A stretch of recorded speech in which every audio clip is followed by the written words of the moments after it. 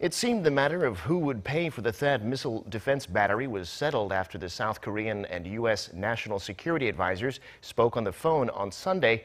But hours later, the same U.S. official hinted that Washington could still seek a renegotiation. And that's prompted a clear response to the contrary from the South Korean government. Our Kim Jung-soo has the details. South Korea's defense ministry reaffirmed once again on Monday that it will not pay for the U.S. missile defense system THAAD, and that the question of who pays for the battery cannot be renegotiated unless the entire status of forces agreement is revised.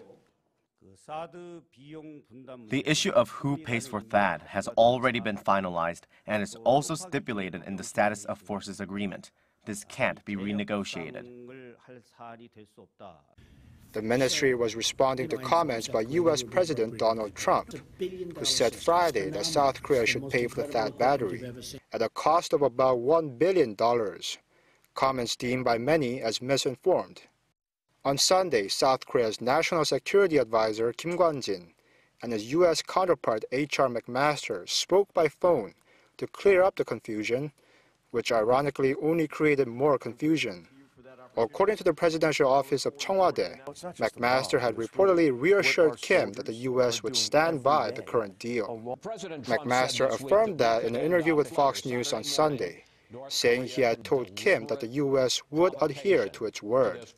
But he also said that the last thing he would want to do is contradict the president, and the president had asked them to review the defense cost-sharing agreements with U.S. allies, meaning THAAD could also be renegotiated in that context.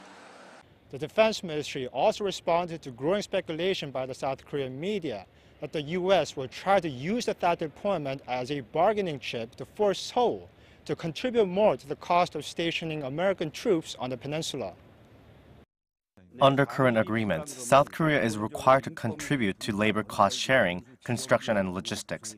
Weapons acquisition is not part of defense cost sharing, as you may already be aware.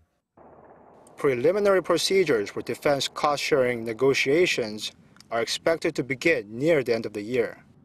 Kim Jung-soo, Arirang News.